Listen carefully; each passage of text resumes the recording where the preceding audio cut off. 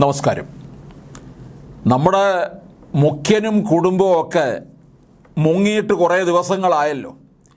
അവർ ഇവിടുന്ന് മുങ്ങിയിട്ട് ഇന്തോനേഷ്യയിലും സിംഗപ്പൂരിലും ഒക്കെ ഇനി 19 ദിവസമാണ് നല്ല സുഖശീതളിമയിൽ കഴിയാൻ പോകുന്നത്. പക്ഷേ അവരവിടെ സുഖവാസം അനുഭവിക്കുമ്പോൾ ഇവിടെയാണ് അതിനെ ചൊല്ലി വലിയ വാഗ്വാദവും ഒക്കെ നടന്നുകൊണ്ടിരിക്കുന്നത്.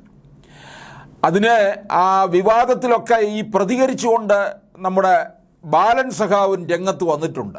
ബാലനാണല്ലോ പലപ്പോഴും പ്രതികരിക്കാനായിട്ട് ഈ പ്രതികരണ കമ്മിറ്റി ഓഫീസറാണെന്ന് തോന്നുന്നു, രംഗത്തുടനെ ഇറങ്ങും.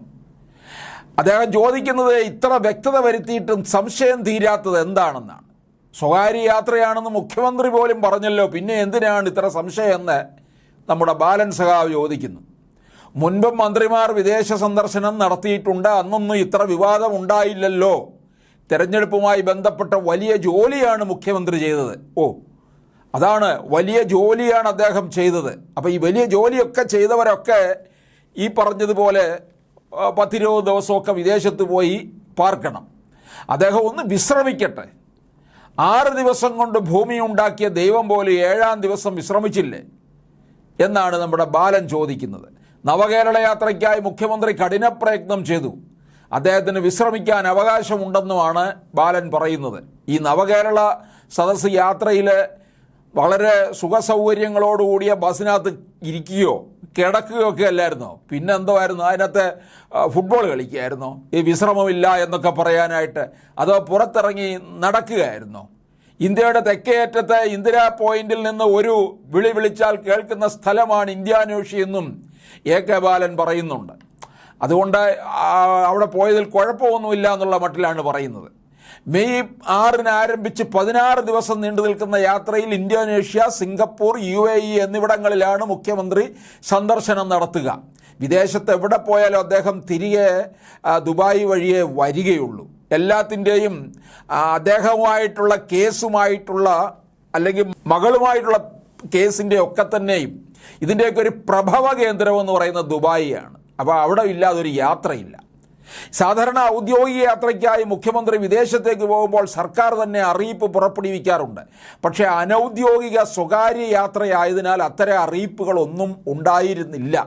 ഈ ബാലൻ്റെ വിചാരം ഈ മുഖ്യനെന്ന് പറയുന്നത് രാവിലെ 10 മണി മുതൽ 5 മണി വരെ ജോലി ചെയ്യുന്ന വെറും ഒരു സർക്കാർ ഉദ്യോഗസ്ഥൻ എന്നുള്ള രീതിയിലേ ബാലൻ കണ്ടിട്ടുള്ളൂ. അതുകൊണ്ടാണ് ബാലൻ ഇതിൻ്റെ ഗൗരവം മനസ്സിലാക്കാത്ത. ആ പേര് പോലെ തന്നെ തലയിലിരിക്കുന്നതും അത്തരത്തിലുള്ള താഴെയുള്ള ചിന്ത മാത്രമാണ്. മുഖ്യമന്ത്രി എന്ന് പറഞ്ഞാൽ 24 മണിക്കൂറും 365 ദിവസവും എവിടെയാണോ ആരെയാണോ ഏത് സംസ്ഥാനത്തെ ജനതയാണോ ഭരിക്കുന്നത് അവരോടൊപ്പം ഉണ്ടായിരിക്കും. ഇത് സംസ്ഥാനങ്ങളിൽ അതുപോലെ തന്നെ പ്രധാനമന്ത്രിക്കും. ഇവരൊക്കെയാണ് നമ്മുടെ പ്രധാനമന്ത്രി ലോകരാജ്യങ്ങൾ സന്ദർശിച്ച് ലോകരാജ്യങ്ങളുടെ ഇടയിൽ ഇന്ത്യ മഹാരാജ്യം നടുനായകത്വം വഹിച്ചപ്പോൾ എന്താണ് ഇവരൊക്കെ പറഞ്ഞുകൊണ്ട് നടന്നു? ഫാസിസം, അങ്ങനെ പലതുമൊക്കെ, ഭരണകൂട ഭീകരത എന്നൊക്കെ പറഞ്ഞുകൊണ്ട് പ്രധാനമന്ത്രിയുടെ വിദേശ യാത്രാ സന്ദർശനത്തെ അധിക്ഷേപിച്ചവരാണ്. അങ്ങനെയുള്ള ഇവരാണ് 10-20 ദിവസം ഈ സുഖവാസ കേന്ദ്രങ്ങളിൽ പോയി ഒളിത്താവളങ്ങളിൽ പാർക്കുന്നത്. ഇനി ഒരുപക്ഷെ 4-ാം തീയതി ഫലം വരുമ്പോൾ രക്ഷയില്ല എന്നുണ്ടെങ്കിൽ എങ്ങനെ കാര്യങ്ങൾ നീങ്ങണം എന്നുള്ളതിനെക്കുറിച്ചുള്ള ചർച്ചയൊക്കെ ആയിരിക്കും. ഇതിനൊക്കെ ന്യായീകരിക്കാനും ക്യാപ്സൂൾ വിളമ്പാനുമായിട്ട് ഈ ബാലനെ പോലുള്ളവരൊക്കെ ഉണ്ടെന്നുള്ളതാണ്. വിദേശത്തേക്ക് പോകാൻ ഇപ്പോൾ വലിയ ചെലവൊന്നുമില്ലെന്നാണ് നമ്മുടെ ബാലൻ പറയുന്നത്. ബാലന് വലിയ വിവരമാണല്ലോ. 1.25 ലക്ഷം രൂപ ശമ്പളം വാങ്ങുന്ന മുഖ്യമന്ത്രിക്ക് എന്താണ് ബുദ്ധിമുട്ട്? സുധാകരൻ ഉപയോഗിച്ച വാക്കിനൊന്നും മറുപടി ഇല്ലെന്നാണ് ബാലൻ പറയുന്നത്. ബാലന് പ്രത്യേകമായിട്ട് AKG സെൻറ്ററിൽ നിന്ന് റെഡിയാക്കി വെച്ചിട്ടുണ്ട്. അത് അങ്ങോട്ട് പറയുക അല്ലെങ്കിൽ വിളമ്പുക എന്നുള്ള ജോലി മാത്രമേ ഈ ബാലന്, ഈ വ്യത്യസ്തനായ ഒരു ബാലനുള്ളൂ എന്നുള്ളതാണ്.